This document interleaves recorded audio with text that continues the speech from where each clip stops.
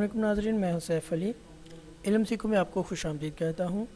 सुहेल अफ्जल की बुक है accounting class BCom part 2 और उसका चैप्टर है एनालिसिस ऑफ अकाउंटिंग रेशियोज़। आज हम प्रॉब्लम नंबर 15 सॉल्व करेंगे। Calculate the following ratios: working capital ratio, debt equity ratio, stock turnover ratio, debtors turnover ratio and return on capital employed ratio. Particulars हैं और amount in 3 zeros, यानी कि ये जो amounts लिखी हुई हैं इनके आगे 3 ज़ीरो और ऐड करने हैं। सेल्स 16,000 और 3 ज़ीरो ऐड करने हैं। Cost of goods sold 9,830। Administrative expenses, selling expenses, depreciation, interest, income tax, fixed assets, share capital, reserve and surplus, secured term loan, unsecured term loan, trade creditors, investments, inventories, receivables, cash and bank balance, provisions and other current liabilities। तो इन particulars को इस्तेमाल करते हुए, इन figures को use करते हुए हमने ये वाली रेशोज़ फाइंड करनी है। सबसे पहली रेशो है वर्किंग कैपिटल रेशो। तो वर्किंग कैपिटल रेशो का फार्मूला है working capital ratio is equal to current assets divided by current liabilities. तो सबसे पहले हम करंट एसेट्स को फाइंड करेंगे, कौन कौन से करंट एसेट्स हैं, और फिर current liabilities. Current assets is equal to investment plus inventories plus receivables plus cash and bank. ये इन पर्टिकुलर्स में हमारे पास करंट एसेट्स हैं। इन्वेस्टमेंट में हमारे पास है 4 लाख, उसके बाद 6 मिलियन है हमारे पास इन्वेंट्रीज, 3.7 मिलियन है रिसीवेबल्स और 1 लाख कैश एट बैंक है। 10.2 मिलियन हमारे पास करंट एसेट्स का टोटल आ गया। अब इसी तरह हम करंट लाइबिलिटीज़ भी टोटल में फाइंड कर लेंगे। करंट लाइबिलिटीज़ में हमारे पास ट्रेड क्रेडिटर्स हैं, प्रोविजन फॉर टैक्स है एंड अदर करंट लाइबिलिटीज़ हैं। अब हम देखते हैं कि अमाउंट्स क्या क्या हैं। सबसे पहले है 33,50,000 एंड देन 6,50,000 एंड 2 लाख, और इन सब का एग्रीगेट जो है वो 4.2 मिलियन है, 42 लाख। अब हम इजीली वर्किंग कैपिटल रेशियो का आंसर फाइंड कर सकते हैं, क्योंकि दोनों आंसर जो अमाउंट्स रिक्वायर्ड थी वो हमने फाइंड कर ली हैं। तो वर्किंग कैपिटल रेशियो का फार्मूला है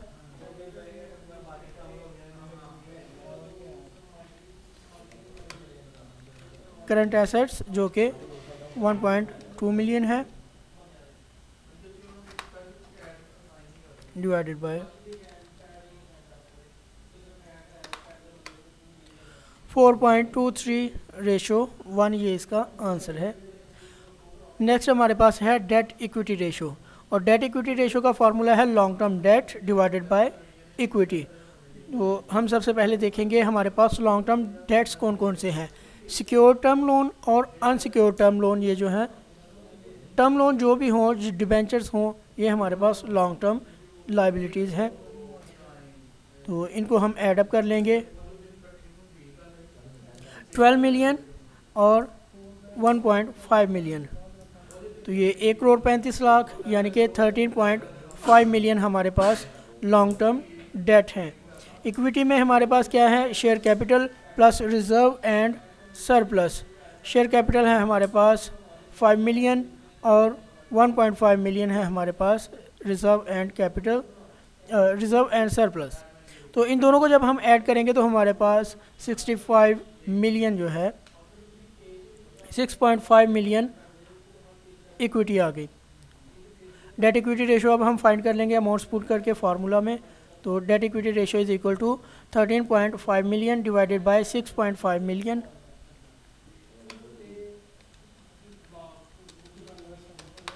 डिवाइडेड बाय 6.5 मिलियन, 2.08 रेशो 1, ये इसका आंसर होगा। नेक्स्ट है हमारे पास स्टॉक टर्नओवर रेशो, और स्टॉक टर्नओवर रेशो का फार्मूला है cost of goods sold divided by average inventory.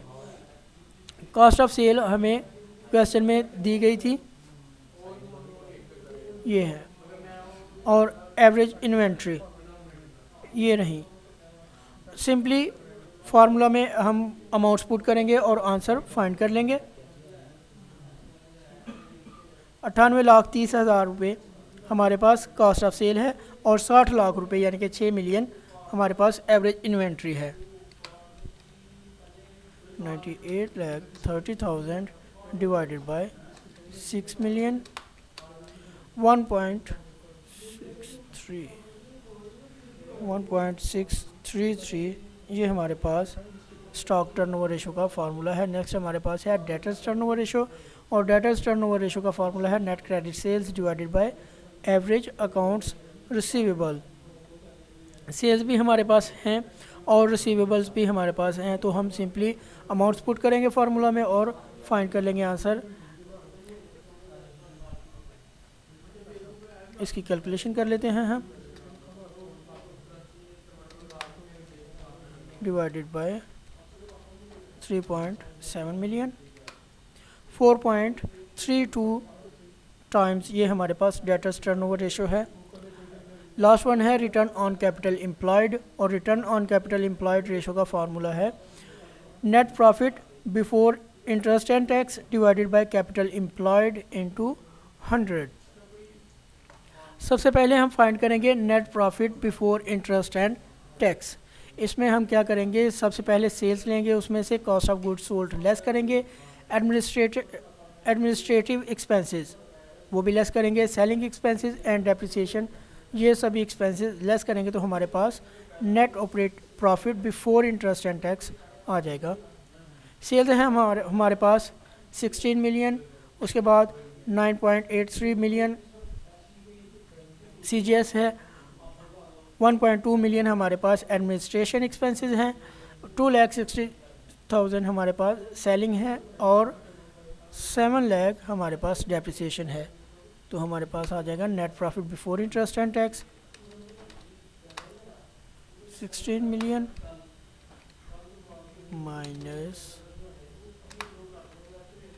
इसमें से हम लेस करेंगे ये सारे एक्सपेंसेस,